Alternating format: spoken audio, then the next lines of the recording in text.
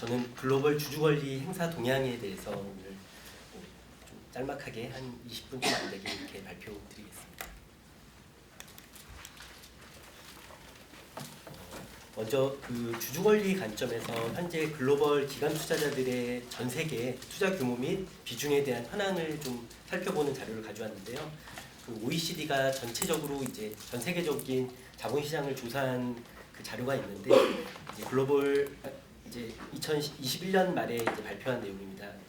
코퍼레이트 거버넌스 팩트라는 타이틀로 발표를 했는데 이제 중요 50개국 국가들의 투자자들이 약 92개국에 25,000여 개 상장 기업에 현재 이제 투자하고 있는 것으로 나와 있고, 왼쪽 하단 그래프를 확인해 보시면 이중 연기금이나 뮤추얼 펀드, 보험사 등이 포함된 그 글로벌 기관 투자자들의 비중이 뭐 43% 수준으로 굉장히 높은 것으로 현재 지금 파악되고 있습니다.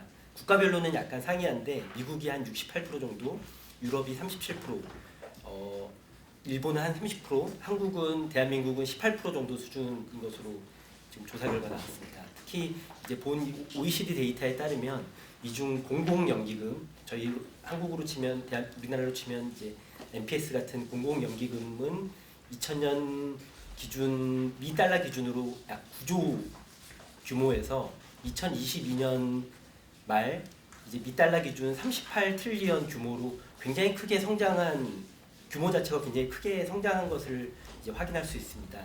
그 같은 데이터로 민간 연기금을 살펴봤을 때도 약 13조에서 미 달러 기준으로 53조 규모로 매우 크게 성장했다는 것을 확인할 수 있습니다.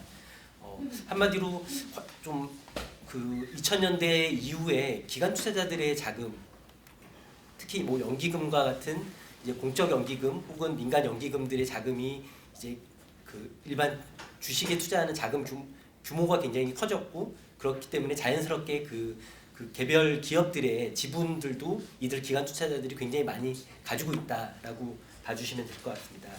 이러다 보니까 이제 뭐 스튜어드십 코드나 피듀셔리 듀티에 대한 어떤 규제 측면에서 혹은 자발적인 연성 그 규율 측면에서 많은 논의가 있었고, 오른쪽 하단 그래프를 보시면 이런 스튜어드십 코드나 피듀셔리 의무를 이제 공식적으로 채택하는 그런 비중이 굉장히 늘어나고 있고, 이런 방향성 역시 굉장히 강화되고 있습니다. 약 50개국의 기관 투자자들 대상으로 이제 스튜어드십과 피듀셔리 의무의 제도화 수준을 나타낸 자료인데요. 그 오른쪽 하단 그래프입니다. 그 의결권 정책을 공개하도록 하는 국가는 50개국 중에 44개로 2015년 대비 이제 49%로 크게 증가했고, 뭐 그 예로 EU가 새로 제정한 주주권리 지침이 뭐 대표적인 예가 될 것 같은데요. 굉장히 크게 증가하고 있는 추세입니다. 특히 그 정책이나 활동을 기관 투자자들의 정책이나 활동을 공개하도록 의무하거나 공개를 권장하는 코드와 같은 연성 규정을 적용하는 경우가 그렇지 않은 경우보다 굉장히 늘어난 것으로 볼 수 있고, 50개국 국가 중에 40개국 국가에서 주주 관여를 위한 기업에 대한 모니터링을 의무화하거나 권장하는 것도 역시 확인할 수 있습니다. 다음 페이지입니다. 책자로는 17페이지입니다. 그 AUM 합계로 따지면 52 트릴리언의 약 1,130개 기관 투자자들을 이제 설베이를 조사한 결과를 표로 가져왔는데, 왼쪽 하단 그래프인데요. 그 적극적인 주주권리 행사 전략을 활용하는 투자자들의 비중이 꾸준히 증가하고 있음을 확인하실 수 있습니다. 특히 UN 책임투자 PRI 원칙에 따르면 AUM USD 기준으로 251년 이상의 대형 그 기관 투자자들의 주주권리 그 어떤 행사나 그 투자 의사결정 과정에서의 주주권리를 감안하는 것들이 좀 굉장히 그 비중이 증가하고 있다는 것도 현재 이제 그 조사 결과 나타나고 있습니다. 다음 페이지입니다. 오늘 그 슈러더의 정은수 대표님도 좀 아까 언급을 해주셨는데, 그 협력적 참여 활동을 통한 그 주주권리 활동도 굉장히 강조되고 있고 활발한 상황입니다. PRI의 어떤 원칙 중에 하나로 협력적 참여 활동이 이미 포함되어 있고, 또 PRI는 그 어떤 플랫폼이나 어떤 프로세스상 이런 그 회원사들이 기후 변화나 인권, 종 다양성 의제에 대해서 이제 콜라보레이티브 플랫폼을 통해서 공동으로 좀 대응하도록 그것들을 굉장히 권장하고 있습니다. 뭐 PRI뿐만 아니라 굉장히 많은 뭐 ICGN 같은 협의체에서도 이런 활동들이 좀 굉장히 자연스럽게 이루어지고 있고, 제가 뭐 이런 협의체나 이런데 이제 한국 기관들이 많이 참여하지는 않지만 종종 이제 해외 출장 가서 뭐 유럽이나 미국의 이런 협의체 방문을 해보면 그분들은 이제 굉장히 오랫동안 이제 그런 협의체 활동을 하다 보니까 서로 굉장히 잘 알고, 또 아젠다들도 굉장히 그 안에서 많이 발굴돼서 올해는 어떻게 기업들 대상으로 좀 주주 활동을 했으면 좋겠다, 이런 것들이 굉장히 구체적이고 활발하게 좀 논의되는 것을 보면서 조금 놀란 적이 있는데, 그런 것들이 아마 국내 기관 투자자들도 점점 저희를 포함해서 참여하고 있고, 아마 국내에서도 좀 언젠가는 굉장히 활발하게 진행되지 않을까, 이런 생각도 듭니다. 특히 이제 주주 제한 안건 측면에서 ESG가 주된 어떤 주제로 이제 다뤄지는 것들도 굉장히 비율이 증가하고 있습니다. 21년 대비 이제 32% 정도로 증가한 그래프가 보여지는데, 특히 환경이나 사회 관련된 주주 제한 비중이 지속적으로 높아지는 것들을 확인하실 수 있습니다. 다음 페이지입니다. 책자로는 18페이지입니다. 뭐 그렇다면 뭐 ESG 관련된 그런 내용들이 이제 주주 제한이나 주주 권리에서 굉장히 많이 다뤄진다라고 하는데, 어떤 테마들이 주로 있는지에 대한 내용들인데요. 뭐 역시 이제 기후 변화가 굉장히 많이 이제 중심적으로 논의되는 주제입니다.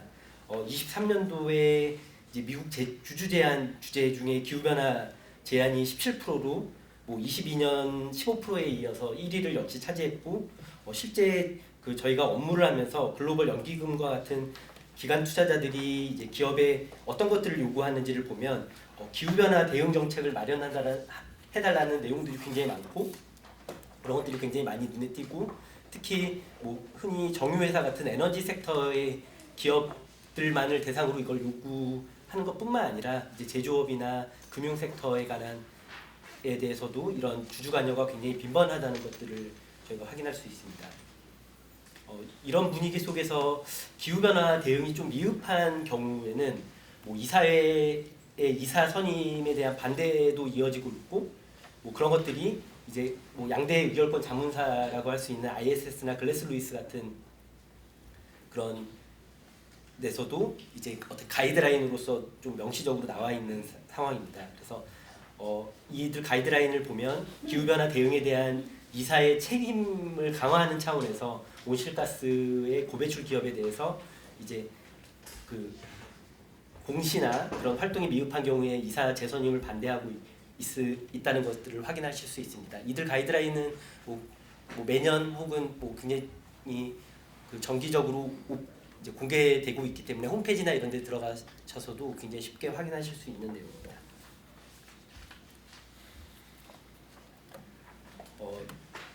국내에서도 이제 굉장히 많이 논의가 되고 일부 법제화도 되고 있는 주제인데, 이사의 다양성 이슈가 오늘 뭐 슈로더에서도 앞서 말씀 주셨지만 굉장히 중요한 그 주주 권리 관련된 주제입니다.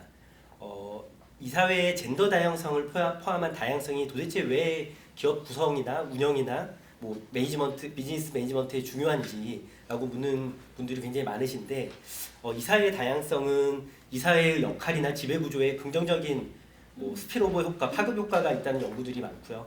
또 여성이나 소수자들이 소위 올드보이, 이제 창업 당시부터 이렇게 만들어졌던 올드보이 네트워크 속에서 이제 그 여성이나 소수자들의 굉장히 많은 이해관계자들이 있는데, 뭐 고객을 비롯해서 많은 이해관계자들이 있는데 그분들의 의견이나 입장이 좀 가소화 평가될 수 있기 때문에 이들이 참여한 이사회가 좀 더 다양한, 특히 글로벌 기업일수록 이제 좀 더 다양한 경험, 관점, 문제 해결 능력을 좀 가지는 경향이 있다는 그런 조사들이 많고, 그렇기 때문에 이사회의 독립적 관점을 이들이 많이 참여할 경우에는 이사회의 독립적 관점을 강화시켜 기업에 대한 모니터링 기능을 향상시켜주는 효과를 기대할 수 있다는 그런 관점이 좀 널리 이제 공유되고 있습니다.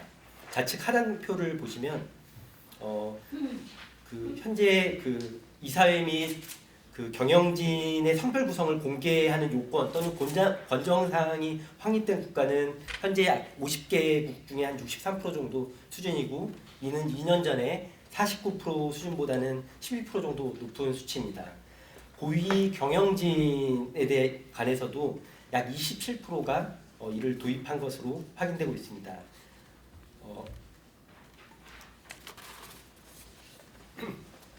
특히 올해도 신규 이사회 이사 선임 시 다양성은 여전히 굉장히 중요한 이슈였습니다.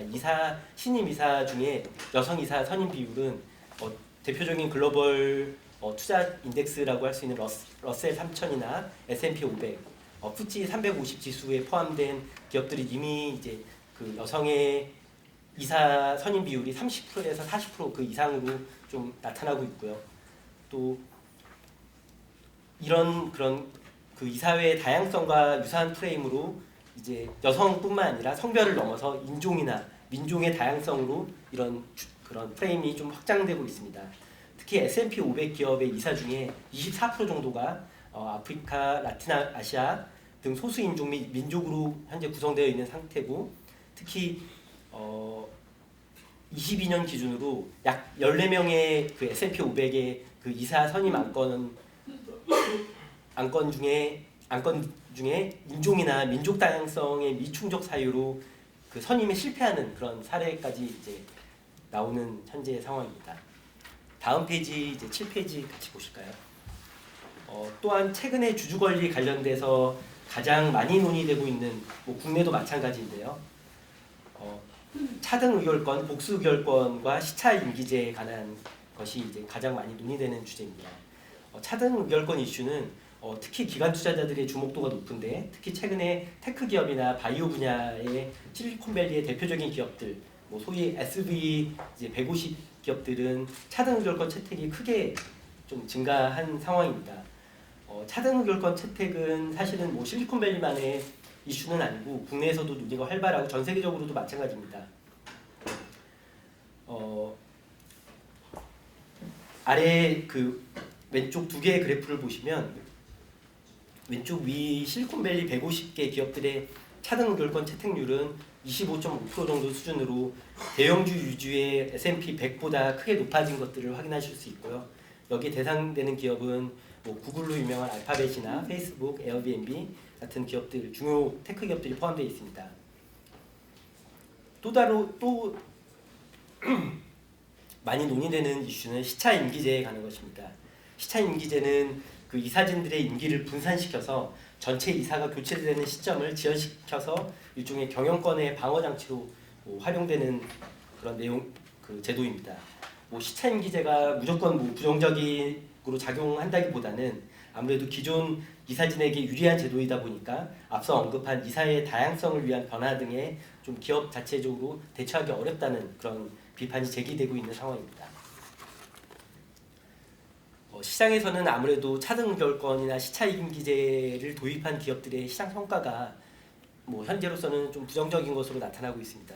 최근 연구에 따르면 상기 제도를 도입한 그 두 개의 제도를 도입한 기업들은 최근 5년 연평균 수익률로 봤을 때 18년부터 23년으로 봤을 때 시장 대비 좀 저조한 그런 수익률을 나타내는 것으로 나타날 수 있습니다. 물론 이제 이런 이슈에 대해서는 정답은 없을 것 같고요. 다만 실리콘밸리의 그 S&P 150개 기업 내 이를 채택한 320개 기업 중에 22개사가 그 어떻게 보면 의결권의 그 비중이 일반 그 주주보다 10배, 그리고 5개 기업이 20배에 관한 배로 굉장히 높은 그런 그 차등 의결권 제도를 운영 중이기 때문에 기관 투자자 입장에서는 이에 대한 주주 권리에 대한 이슈를 계속해서 제기할 가능성이 높다라는 부분은 분명히 좀 저희가 알아둬야 되는 그런 사안인 것 같습니다. 다음 페이지입니다. 제가 케이스 하나를 가져왔는데요. 그 SEC에 직접 좀 제출된 그 쉐브론의 주주 제한 안건입니다. 최근에 좀 안티 ESG 그 논의가 미국에서도 굉장히 활발한 상황이기 때문에 ESG를 둘러싼 프로 ESG, 안티 ESG의 각각의 서로 다른 주주 제한 안건 사례를 가져왔습니다. 프로 ESG 그 제한 안건은 ESG를 찬성하는 입장에서 쉐브론이 이제 중기 스콥 3의 그 목표 설정을 해야 하고, 이것들이 그 회사와 주주들의 에너지 전환 기회를 추구하기 때문에 세상의 이익을 가져온다는 주장입니다. 물론 이제 굉장히 많은 주주 제한 안건처럼 이 제안도 이제 회사에 받아들여지진 않았지만 뭐 굉장히 이런 어떤 주주 제한 안건이 지금 미국의 많은 기업들에서 이루어지고 있고, 일부는 또 관철되기도 하는 게 현재 상황입니다. 근데 좀 재밌게 또 이제 반대 안티 ESG 주주 제한 안건들도 많이 나오는데, 개인 투자자인 스티븐 밀로이라는 분이 이제 그 제안한 안건입니다.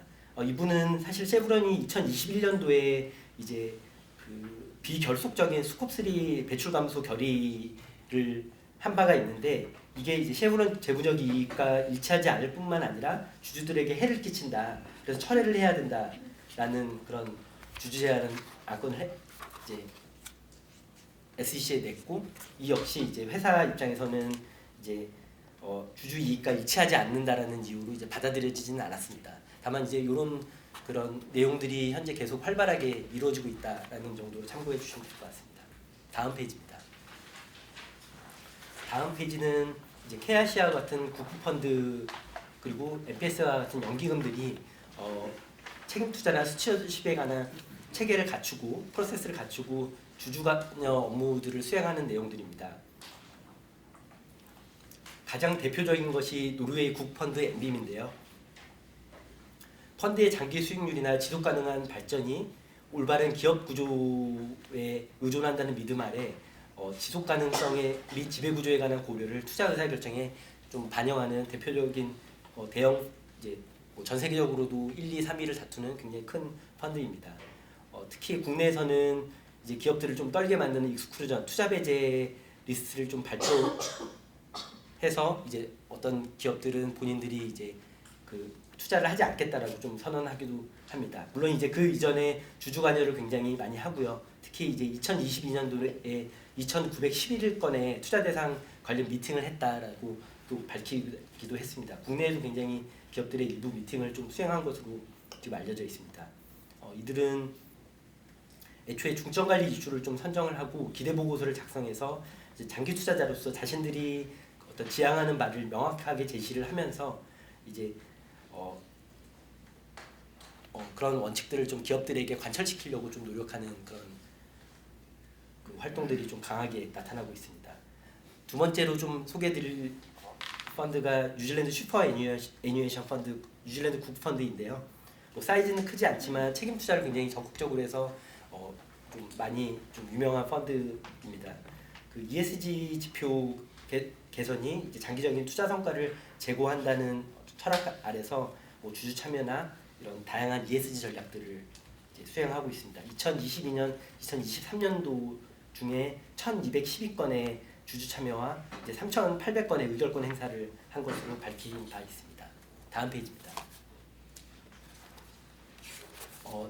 그 다음으로는 캘퍼스라는 이제 뭐 대형 연기금, 굉장히 유명한 연기금에 대해서 좀 말씀드리면, 이 연기금은 투자 대상 기업의 가치를 제고하는 활동에 본인들의 어떤 투자 활동을 초점을 맞추는 것으로 굉장히 유명합니다. 1984년도에 이미 지배구조 개선 프로그램을 시작했고요. 코퍼레이트 거버넌스 팀에서 굉장히 적극적인 자체적인 주주 활동 프로세스를 운영하고 있습니다. 포커스 리스트를 통해서 기업 지배 구조가 취약한 기업을 선정해서 굉장히 주주 관여를 적극적으로 하는 그런 방식입니다. 본인들이 이제 굉장히 유명한 캘퍼스 이펙트라는 어떤 실증적 결과를 도출을 한 바도 있는데요. 본인들이 굉장히 주주 관여를 열심히 하다 보니까 이들 그 기업의 그 주주 가치가 굉장히 올라가고 주가도 굉장히 올라갔다라는 어떤 효과를 이제 실증적으로 증명을 하고 많이 이제 홍보를 하는 펀드입니다. 일본 후생 기금으로 유명한 GPIF 역시 사례도 가져왔는데요. GPIF는 또 워낙 큰 기업이고 큰 기관이고 투자 자금도 크다 보니까 그 일본 내 특히 일본에 굉장히 그 일본 투자하는 비중이 크기 때문에 GPIF가 어떤 정책적 결정을 하면 그 GPIF가 선정하는 일반 민간 운용사들이 이거를 일거에 이렇게 채택할 수밖에 없는 그런 상황인데, 특히 14년도에 스튜어드십 코드를 도입하고 PRI에 서명했을 한 이후에 일본 전체 자본시장에 이제 그 기관 투자자들이 모두 이를 따라 이제 GPIF 자금을 또 받아야 되기 때문에 따라야 되는 그런 상황이 연출되면서 일본은 굉장히 저희 한국보다는 굉장히 빠른 시기에 이런 기관 투자자들이 이런 ESG나 책임 투자 혹은 주주 관여 활동을 좀 조기에 도입했다라고 봐주시면 될 것 같습니다. 다음으로는 APG와 CPPIB 사례를 가져왔는데요. APG 역시 오래전부터 책임 투자 정책을 채택한 유명한 네덜란드 연기금이고요. 특히 22년 말 기준으로 435개 기업들 대상으로 주주 관여 활동을 수행했고, 이 중에 일부 한국 기업도 있는 것으로 알고 있습니다. 그래서 본인들의 어떤 기준에 의해서 파악하기로는 74개 74% 정도의 주주 참여 활동이 성공적인 주주 참여 그 성공률이 한 74% 정도 됐다라고 이렇게 자체적으로 판단하는 것들을 많이 이제 공개하고 있습니다. 이들은 이제 본인들이 이제 계속 주주 관여를 하다가 좀 기업들의 어떤 그 변화나 이런 것들이 이끌어지지 않으면 아까 엠빈과 같이 이제 네거티브 스크리닝을 통해서 그 투자 배제 리스트를 발표를 하고 있고, 약 150개 기업들을 발표를 하고 있고, 종종 국내 기업들도 들어와서 이런 좀 기사도 많이 나오고 뭐 이런 그런 상황입니다. CPPIB는 캐나다 대형 연기금인데 역시 뭐 투자 의사결정이나 모니터링, 주주 관여 활동 적극적으로 하고, 특히 이 3호 그 프라이빗 마켓에서 이런 그 관련된 투자들을 굉장히 적극적으로 좀 선도적으로 하는 기관으로 널리 알려져 있고요. 그래서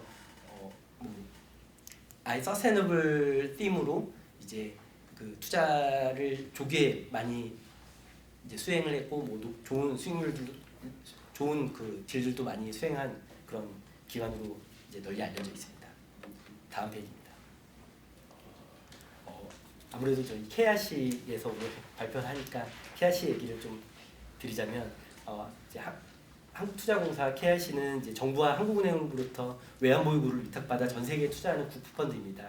2022년 말 순자산 가치 1,693억 달러 자금을 운영하고 있고, 주식 채권과 같은 전통자산뿐만 아니라 부동산 헤지펀드, 사모주식, 그리고 전 세계 다양한 그런 대체 자산에도 투자를 하고 있습니다. 특히 주주 권리의 적극적인 행사를 통해서 책임 투자를 좀 시도를 하고 있는데요. 우선 저희가 2018년도에 KRC 수탁자 책임에 관한 원칙을 제정했습니다. 좀 국내에서는 굉장히 좀 빠른 편이었고, 글로벌 스튜어드십 원칙을 기반으로 이를 제정했습니다. 특히 2019년도에는 국내 최초로 글로벌 주주권리 전문기관을 선정해서 전 세계 기업을 대상으로 스튜어드십 기반의 주주권리 업무를 좀 시작한 바 있습니다. 저희가 뭐 계속 이제 주주권리 전문기관과 업무를 해왔지만 올해부터는 좀 직접 행사를 시작한 상황입니다. 2023년도에는 저희가 한 10개 회사 정도 글로벌 회사를 대상으로 의결권을 행사했고요. 내년부터는 한 50개로 이 행사 기업을 좀 늘려나갈 생각입니다.